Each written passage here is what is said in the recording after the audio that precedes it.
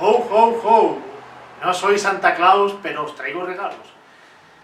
Queridos amigos, hoy no voy a hacer un vídeo diciendo cómo se hace una pregunta de selectividad. Hoy os voy a dejar que os deleitéis con un audio, un podcast que ha creado un amigo. Tiene la intención, ahora lo explicará él brevemente, de cómo pretende desarrollar su nuevo podcast, y en el primer programa me ha invitado para hablar sobre épica. Así que si te gusta la épica, si sueñas con los brazos musculosos de Brad Pitt en Troya, si quieres saber cómo muere Homero, si quieres saber por qué las tortugas caen del cielo, o te gustan los elfos y los dragones, pues este es tu sitio. En este programa vamos a empezar a hablar de la épica, así que os presento a Manuel Barroso, que nos cuente de qué va a ir su podcast, que se ve... Pasa. Aquí os presento Manuel Barroso, profesor de griego y de latín, y cuéntanos, ¿cómo se llama el programa? El podcast o programa se llama Cicuta a las tantas, con varias referencias al mundo clásico, y digo el propósito, ¿no? Sí, el propósito. El propósito es acercar la cultura clásica, en este caso la literatura, a oídos normales, por así decirlo, y también ayudar, por si hay algún alumno despistado con la literatura, intentar ayudar y convertir la literatura clásica en algo ameno y que no sea un tostón. Pues lo dicho, os dejo a continuación el audio con distintas imágenes, algunas de ellas ilustran el contenido, y al final os dejo una selección de los peores chistes que contamos. O mejores. O mejores. Si queréis podéis escuchar el audio completo, que os lo recomiendo, pondré el enlace en la descripción. En él, aparte de lo que vais a escuchar, que es un resumen, the best of de lo que dijimos, os vais a poder encontrar en el audio original todo eso con más detalles y además con muchos más chistes. Chistes malos, chistes malísimos y chistes de pena de muerte. Así que no dudéis en escucharlo porque os vais a divertir y vais a aprender. Así que hasta el próximo vídeo.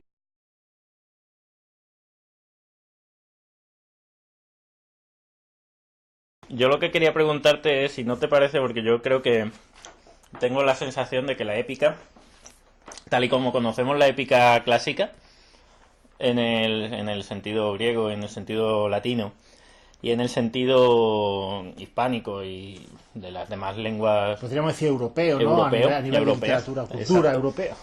Si no te parece que es actualmente, tal y como conocemos los estándares de la épica, el género literario de la antigüedad que más lejano está de la gente actualmente, hoy en día. Si te refieres a las obras... Me refiero a la forma, me refiero a cómo se transmite, eso hoy en día es impensable.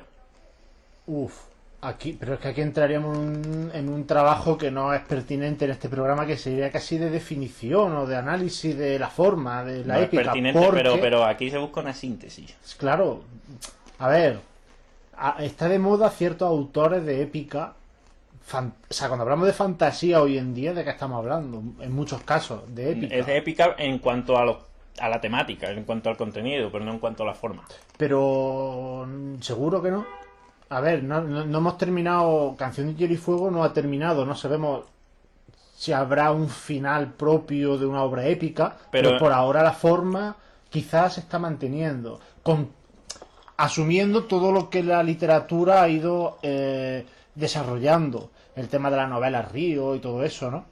La novela coral, la polifonía.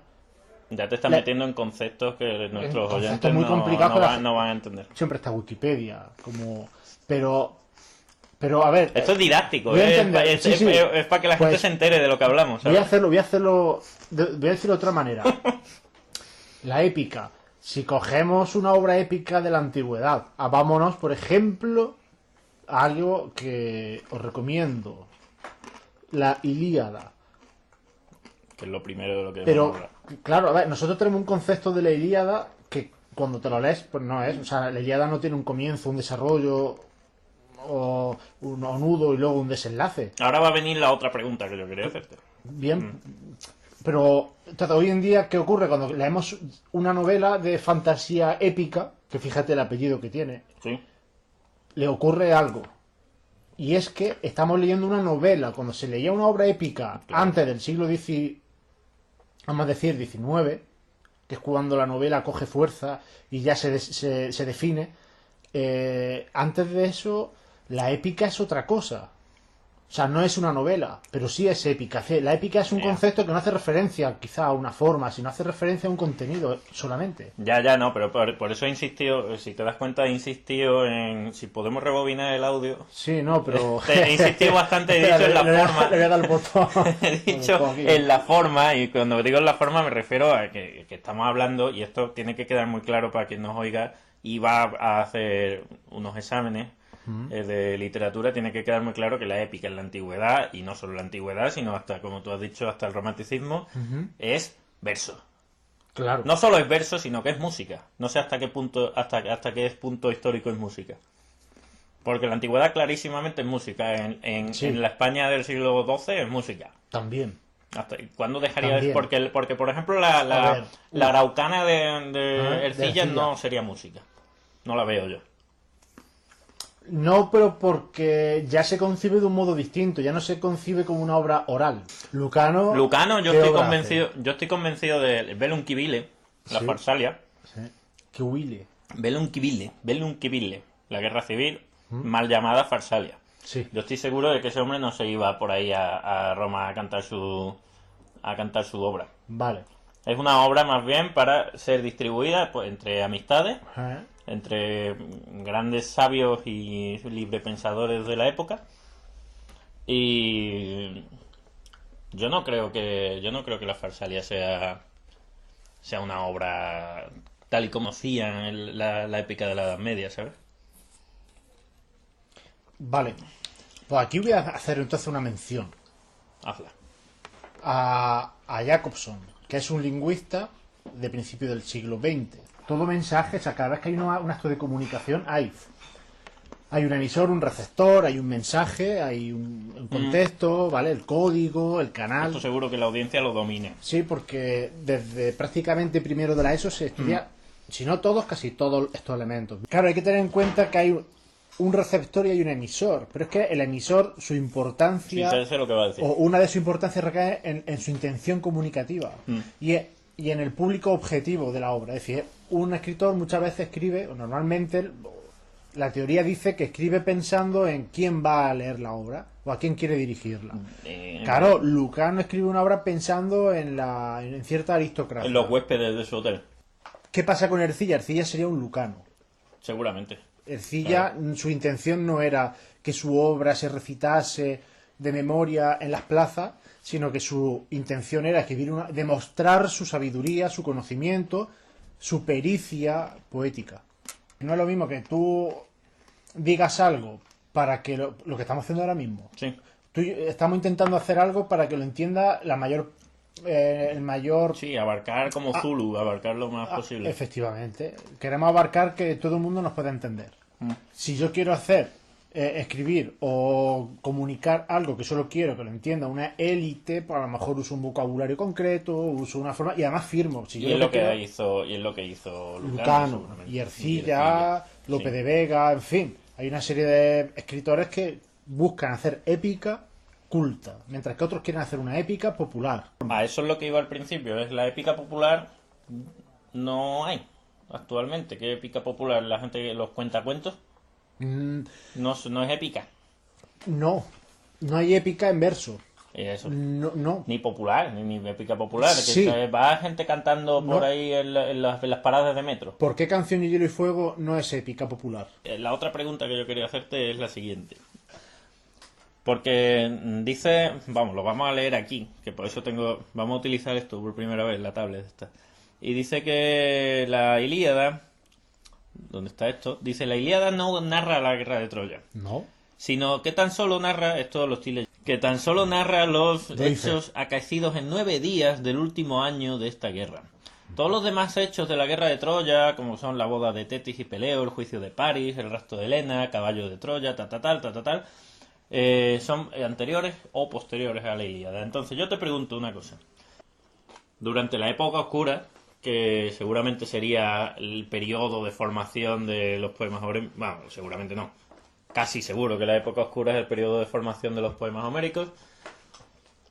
¿No te cabe la idea, o no has pensado nunca en la idea, porque yo no lo había pensado, de que esto de la Ilíada solamente fuera una pequeña parte de todo lo que de todo lo que fuera un extensísimo poema interminable que narrara toda la guerra de Troya? Me lo puedo imaginar por un hecho. Y es que, como tú bien has dicho, solo narra 9 días, de 10 años. Yo lo he leído. Bueno, lo has leído, ¿no? Yo aquí también me pregunto que si eso de 10 años y 9 días no deja de ser algo, digamos, algo arbitrario o una convención para en este caso concreto. Bueno, evidentemente nadie es capaz de narrar los 10 años de la guerra de Troya. pero tampoco se sabe si duraron 10 años aquella guerra. Una guerra que sabemos que existió. Una guerra que hubo. Pero, bueno, si termina y ahora digo yo algo. Entonces, simplemente, ciertamente una guerra no dura 9 días, dura años o meses o lo que durase. Pero no 10 años. Es decir, los 10 años es como... ponme una fecha así X, y siempre son 10 años. Sí. Entonces, obviamente la guerra de Troya no son 10 años. Claro, y además, y no se narra entera, o sea, seguramente son 10 años porque a lo mejor era una fecha literaria que se usaba para decir que algo había tardado mucho, pero dentro de la expectativa de la vida de un hombre maduro, de un guerrero. Sí es cierto que si solo hay 9 días, posiblemente hubiese, no que la Ilíada sea un fragmento, sino que la Ilíada se genera a partir de una épica previa, más amplia y, ya podemos decir, seguramente, extranjera. Como se puede ver en un libro que, bueno, es muy interesante. El de Latach, ¿no? Sí, el de Joachim Latach, que se llama... Un tío húngaro. Sí. Básicamente. Se llama Troya y Homero, si no me equivoco, el libro, muy interesante. Algo así. Mucha gente que está escuchando, o por lo menos una persona que está escuchando esto en este momento, estará diciendo, estará llamándome idiota. Bueno, mucha gente me estará llamando idiota, pero una de ellas en particular lo estará haciendo por el siguiente motivo. Lo estará haciendo por el motivo, si la Ilíada dice que van a narrar la cólera de Aquiles, que es lo primero, que es la primera palabra que aparece, sí. Menin, la cólera de Aquiles. ¿Podrías recitarnos el primer verso de la Ilíada? Menin eideseas peleadio agileos, ulomenen. Ulomenen ya es parte del segundo. Me puede decir alguien que sea muy espabilado. Si el primer verso de la Ilíada empieza con la palabra Menin, y es el proemio, y es lo que se sabe de lo que va a hablar y habla de eso en la Ilíada, ¿cómo eres capaz de decir que esto formara parte de una cosa, de una épica mucho más extensa, y eres capaz de decir que esa Ilíada solamente es una parte? Y yo tengo la respuesta, no sé si tú la tienes. No. La respuesta es la siguiente. Sabes que en el libro segundo hay una cosa, en el libro segundo de la Ilíada, ya en el canto segundo. El libro es las cosas normales. El canto en la Ilíada, la épica es canto. Sabes que en el canto segundo hay, a mitad del canto por ahí, pues hay una cosa que se llama el catálogo de las naves. Entonces en ese catálogo de las naves se hace otro proemio. Proemio significa otro anuncio, es como otro... El proemio podemos compararlo a esos 5 minutitos de película que echan antes de que te la pongan en Antena 3. Es decir, está clarísimo que la Ilíada está compuesto de varios poemas. Y esto se ve muchísimo más evidente en la Odisea. De la Odisea, evidentemente, tenemos el núcleo de Odiseo, que por eso se llama así. Pero ¿cómo empieza la Odisea? La Odisea empieza con la telemaquíada, o la telemaquia, como dicen algunos. Que sería el principio de cuando su hijo Telémaco está buscando al padre. Está haciendo un quién sabe dónde, ¿no? Con Paco Lobato.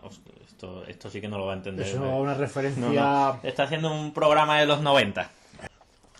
Es que, bueno, a ver, puede ser que esté compuesta a base de retazos que se han ido uniendo y no, puede ser, no, seguro. Seguro, y además... con fragmentos, quizá de unión entre uno y otro, y quizás creados ad hoc.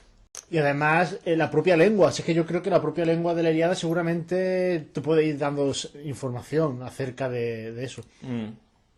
Hay que decir a los que nos estén escuchando que la Ilíada no está escrito en un griego clásico, ni siquiera arcaico, que decir, No. es como un... Hay que decir a Es los un que- batiburrillo, nadie hablaba ese griego. Bueno, en fin, esto... Hemos hablado un poquito de la Odisea, de la Ilíada, pero de la Odisea no hemos dicho mucho. La Odisea, yo lo que más resalto de la Odisea, me fascina de la Odisea, es que son un poco dos mundos distintos. Y luego dentro de que estamos hablando de un personaje que aparece en los dos... O sea, vamos a decir que la Odisea es un spin-off. ¿No? ¿No piensa que es un spin-off? Bueno, no lo piensa, es que es verdad, es un spin-off. Necesito la traducción de spin-off. Spin-off es cuando un personaje como, por ejemplo, Aida es un spin-off. Vale, ahí claro, porque un personaje de otra... Exacto. Pues imagínate la Vale. comparativa entre Odiseo y Aida. ¿Eh? No. No. Bueno, me lo imaginaré, pero es complicado. Aida de Telecinco, no de Verdi, evidentemente. Es verdad, es una cosa que un personaje que salía, pero si te fijas tú en la Odisea de... Perdón, en el Odiseo de la Ilíada y en el Odiseo de la Odisea... Hay diferencia. Hay diferencias. Vamos a narrar aquí, para nuestra audiencia, vamos a narrar el episodio de Tersites. Tersites es un caudillito, un jefecito como Mascherano, que por lo visto estaba como medio cojuelo, ¿no? Como que tenía ciertas taras físicas, ¿no? Y entonces en la asamblea de los griegos, el que se opone a Tersites resulta que es Odiseo. Y Odiseo llega y le dice, ¿dónde vas tú? ¿Dónde vas tú que me vas a hablar? Que tú físicamente eres un petardo. Me vas a hablar tú. Y empieza a darle palazos, porrazos al Tersites este, y los griegos se ríen. Es decir, esta es la consumación máxima de dos cosas. De la ruindad. Primero del carácter de un Odiseo siempre dispuesto para meter la puya, para meter ahí vamos a darle ahí caña al que queramos, y voy a hacer como el graciosete del pueblo, del campamento, ¿no? El campamento militar, sí. Y luego otra cosa muy interesante, que es la calocagacía, como tú bien sabes, que es la importancia que tiene el físico, aparte de la prestancia, aparte de ser alguien muy bueno en la guerra, también es importante el físico. El Odiseo de la Odisea, sin embargo, parece que es un padrazo. Parece que todo lo que hace está justificado porque va a llegar a su... Es decir, también es un pillo. También es un pillo. Pero parece que como ahora que está justificado porque va a volver a su casa... Por el final. Digamos que por el final que hay de la obra se justifica todo lo que viene antes. En este caso no se puede decir spoiler. Deberíamos hablar de Virgilio, ¿no? Vale. Deberíamos hablar de Virgilio. Fíjate la gran diferencia que hay entre Homero y Virgilio. Porque mientras que Homero es por así decirlo, el primer representante de la literatura griega. Bueno, esa cosa a la que llamamos Homero es el primer representante de la literatura griega. Sin embargo, Virgilio aparece muy tarde. Tarde, o sea, no tarde, pero aparece como a las 7 de la tarde de la literatura, ¿no? Entonces Virgilio en ese papel de épico nacional lo tenía bastante más difícil. Porque no es un tío que se dedique a una épica que se está recogiendo a lo largo de los siglos, sino que dice, es que yo aquí tengo un vacío. Claro. Que lo más parecido que tenemos a Homero los romanos es Ennio. O tite, tute, tati, tibi, tanta, tirane, tulistis. He dicho tante. Bueno, pasan, es tanta. Lo más parecido que tenían era un tío que decía esas cosas, ¿no? Y aparte la épica romana estaba en Saturno. Bueno, había una traducción de la Odisea. de la Odisea, De Livio Andronico. pero que era eso, una traducción al fin y al cabo. Sí, la Odusia. La Odusia. Y luego estaba también... Pero yo lo pronunciaría Odisea. Odusia. Por algún motivo que no quiero ahora mismo explicar, creo que esa U se pronuncia una U. Y luego estaba también Silio Itálico. Virgilio, centrémonos, Virgilio. El papel de Virgilio. El papel de Virgilio en la literatura latina es mucho más complicado que el de la cosa que conocemos como Homero, porque de repente tiene que crear una fantasía de que eso siempre ha estado ahí. Y yo no sé hasta qué punto los romanos creían que había sido Virgilio el que había inventado la historia de Eneas y tal. Evidentemente no la crea Virgilio, evidentemente es una cosa que él recoge. Pero no sé hasta qué punto los romanos de la época son capaces de dictaminar, de discernir hasta qué punto es Virgilio el que ha metido no sé si me estoy explicando, el mito tal, o hasta qué punto es una cosa que él ha recogido. Precisamente es que yo te iba a preguntar sobre eso, que eres el entendido. Porque yo tengo aquí una duda. O sea, yo creo que tú estás dando por sentado que el pueblo griego antes, cuando era ágrafo, tenía un conocimiento de lo que posteriormente se convirtió en cultura escrita o en No, yo no estoy dando escrita, hecho por eso. No lo estoy dando hecho. Y los por eso. romanos no la tenían, o no se sabe. No lo estoy dando por hecho. Simplemente estoy diciendo que cuando la cultura griega borbota empieza a surgir, ya los poemas homéricos están. Y eso no pasa en la literatura latina. Cuando Homero, pero yo voy más atrás, cuando Homero pone por escrito su obra, a pesar de que seguramente no hubiera o sea, prácticamente no había nada más escrito, el pueblo conocía esa obra. Yo me imagino que sí. No, la obra no. Si se pone por escrito es porque seguramente era de las conocidas. Resulta que cuando hablamos de Grecia, Sí. está poniendo por escrito cosas que se están cantando. Supuestamente, Claro. una teoría, y seguramente sea lo más factible. Y aunque la gente no conociera los poemas, Ujú, sí que conocía el mito. claro.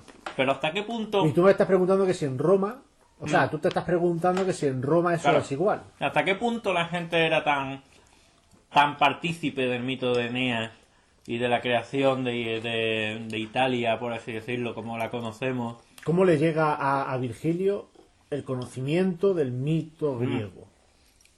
¿Porque era Vox Obviamente. Populi o porque era una cosa o era una historia literaria que solo conocían unos pocos? Porque como si hoy en día hablamos de Ana Karenina. Pues sí, a lo mejor la gente ha escuchado hablar, pero ¿quién se la ha leído? Muy poca gente, ¿no? Pues Guerra y paz. Guerra y Paz también.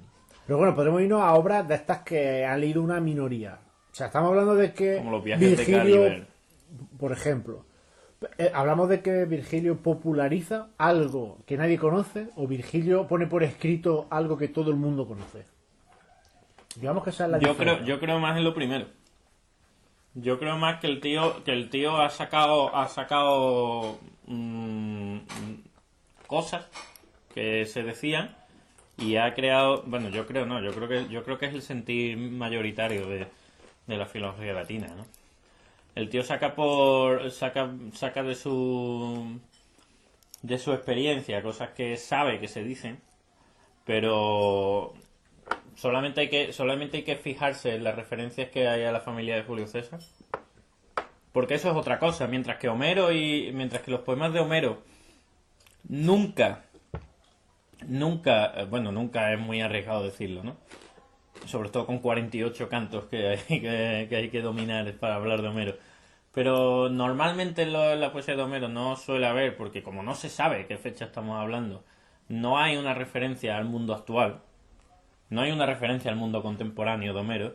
No te dice el poeta, esto está pasando en mi época. Sin embargo, en Virgilio sí que, aunque él hace una obra para la posteridad, pero sí que se sabe perfectamente que estamos en la época de Augusto, se sabe perfectamente que es un poema. A lo mejor es porque a ti cuando te dicen algo tú ya vas buscando las cosas y vas buscando las referencias, Pero yo creo que se ve clarísimamente como Virgilio está influenciado porque esto no lo hemos dicho y la gente no lo sabe. Virgilio escribió el poema obligado.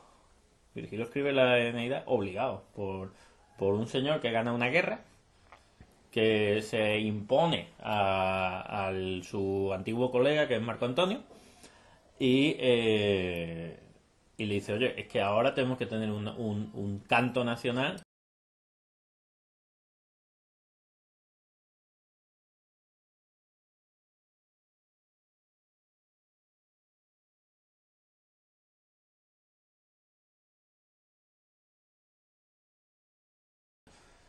Para saber que Roma es la crema, ¿no? Que Roma es lo máximo aquí, ¿no? Sin embargo, cuando hablamos de Roma estamos hablando de que intenta imitar a Grecia en cuanto a cultura. O sea, ya tiene algo detrás a lo que imitar. Yo siempre digo que el griego lo estudiamos gracias a los romanos. Si no hubieran existido los romanos no estaríamos estudiando, no sabríamos nada del griego actualmente. Igual que se ha perdido el fenicio porque no hubo ninguna cultura que tomó al fenicio como referente, aunque influyó, pero nadie lo tomó como una referencia a la que imitar. Y se han perdido así tantas otras. Es igual.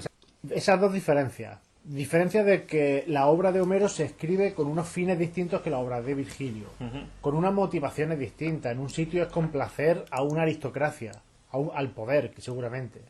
Hablo de Virgilio, por lo que acabas de contar, ¿no? Sí. Homero escribe una obra en principio, no Homero, es una obra anónima, es una obra que no se escribe para digamos satisfacer a nadie, sino para ofrecer, bueno, hay distintas teorías, pero el objetivo al fin y al cabo seguramente sea poner por escrito en un soporte durable algo que estaba en la memoria. Claro. Virgilio lo escribe desde cero. Pudiera coger cosas, pero lo escribe desde cero, no se conserva nada referente a... Lo escribe desde cero y... De cero, pero tomando cosas de la cultura griega. No sabemos qué escribió Ennio. Porque por ejemplo. Eneas hay que tener claro que no es un personaje que se lo invente Virgilio. Evidentemente. Pues sí, la verdad es que corto se nos hace el tiempo, macho. Vamos a tener que ir despidiendo. Se quedan muchas cosas en el tintero. Es que prácticamente es que no hemos hablado de nada, en verdad. Yo hubiese llegado a la Edad Media, en realidad, No. europea, y hubiese hablado de cómo para los vikingos, bueno, para vikingos no, vamos a hablar bien, para Snorri Sturluson, los dioses, los Aesir,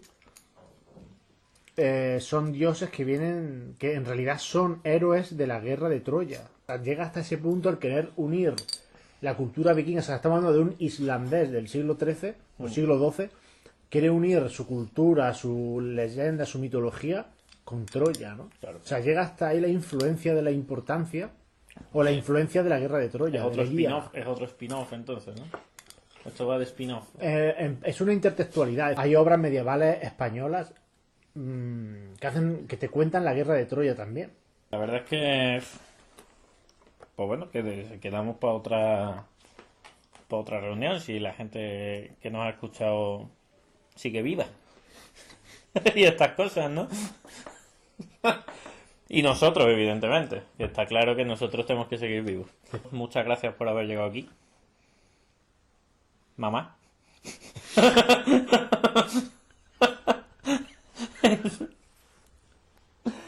Y nada, nos vemos nos vemos o nos escuchamos en el siguiente episodio. Te dejo a ti la última palabra. Pues nada, amigos, gracias por haber escuchado este programa, este podcast, y bueno, no sé cuándo nos volveremos a escuchar porque yo soy el invitado. Y por si acaso os invito a que me sigáis en Instagram, Ángel Luis ¿Y en YouTube? Robles. Ángel Luis es una L solamente, todo junto. Y en YouTube. En YouTube también, que sería Ángel Luis Robles, que es el nombre que utilizo también en Google Plus y esas cosas. Y en principio... Y en el carnet de identidad. En el carnet de identidad. Y ahí nada, Ahí en YouTube estoy subiendo vídeos donde ayudo a los alumnos a resolver bien el examen de selectividad. Iré también hablando sobre temas, subiré este audio con permiso del director del programa. Obviamente. Y igual que, bueno, en iVoox y en SoundCloud seguramente también lo suba, pero todo eso lo anunciaré en Instagram seguramente. Sin censura. Sin censura. Venga. Hasta el próximo podcast. Hasta pronto, amigos.